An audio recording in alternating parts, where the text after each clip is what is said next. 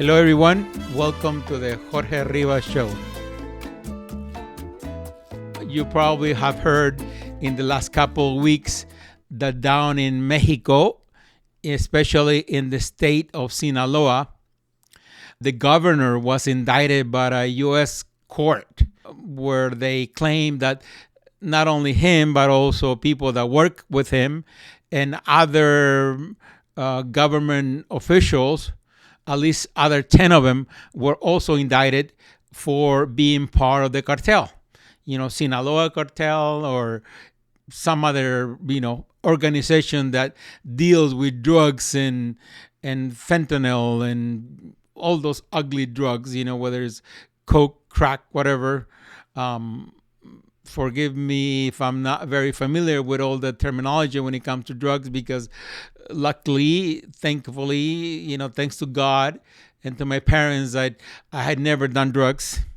But but it is important to talk about that.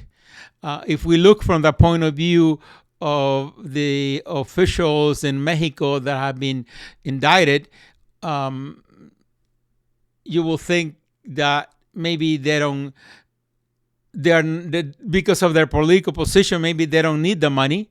But whether it's the money or whether they supply security for the people running the business, running the cartels, running drugs to the United States, moving the drugs around, making it more simple, making it to where they don't encounter police or the federales or whatever law enforcement you have in Mexico. But somehow I think they were getting paid to do that. And I think money has a lot to do with so much drugs in the United States. People are making a ton of money. But on the other side, you also have people in the United States, U.S. citizens, or people, maybe, I'm not just going to say citizen, but also people that live in the United States, whether legal or illegal, or maybe they're just have, green card, etc. Many of them are just victims of the abundance of drugs.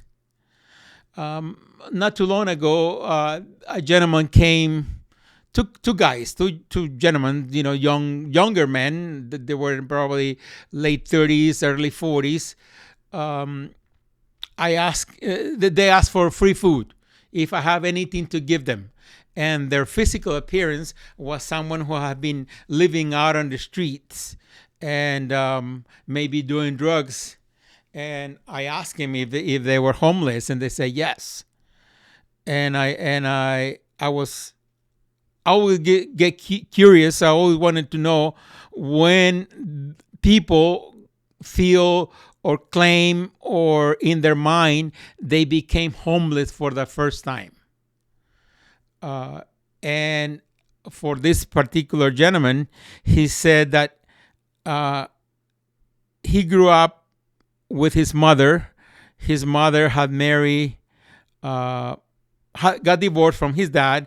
Later, he got remarried, and the stepdad told him, or he told me that his stepdad, when he turned 18, he said, grab everything that belongs to you, put it in a box, because you are going out of this house. You are leaving this house, and you are 18 now. You're an adult, and you need to go find a place where to go to, where to move. In other words, he was kicking out. He was being kicked out of the house. And he told me that he went to live with a friend. Later, he found a girlfriend. The girlfriend broke up with him, and from there, life just went downhill. And he said, from that moment, I'm being basically out on the street. So obviously, I will conclude, at least for this particular case, and I think for many other cases, people felt that they were by themselves, no family support, probably no job, no car, and drugs, I'm sure comes to them, because probably not only the people that they live with or people that they hang out with are doing drugs, or say, okay, take this, it'll make you feel better. And that just continues, and just down, just going downhill. So to me, it is very sad. It is extremely, it breaks my heart to see cases like that. And obviously, today I had the opportunity to drive down to Tucson. I was down there doing, things that I needed to do, and I saw quite a few people in the intersections.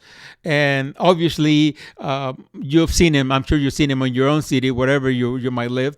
But here in Tucson, in Phoenix, it is sad to see people standing on the side of the road, most likely with a sign that says anything will help, or I'm hungry, or some other phrases that they might use. But it is. I wish that I had, a magic solution to take care of every single person that I see out there. But I know that it is almost impossible. If we want to have less homeless people on the street, I think we need to have families that support their children's parents, that are more worried about the life of their children.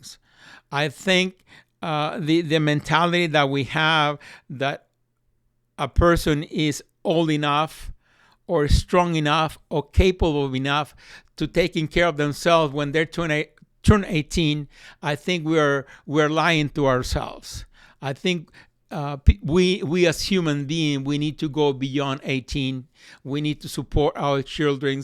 We need to guide them. We need to give them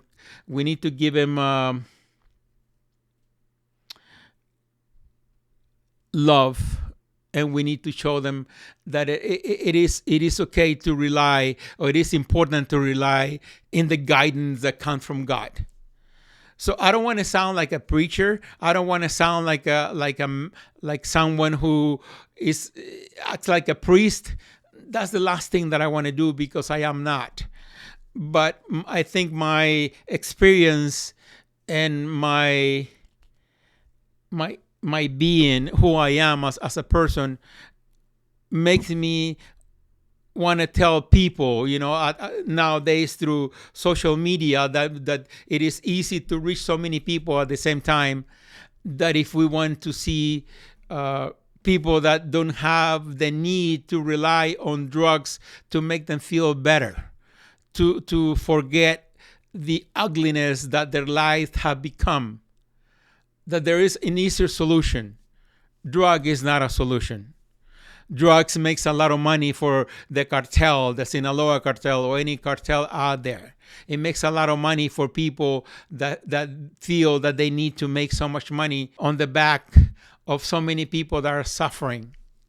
But at the same time, we need to recognize that we, the people that have families, we, the ones that live in the United States, that have the blessing to find a job, to find a place to live, to recognize that not everything revolves about just work or having a house, which is very important, especially when we want to help homeless people on the street. But more important is when they're growing up, when they're before they turn 18, or after they turn 18, we're still there for them, because it is important to let them know that we love them and God is there for them.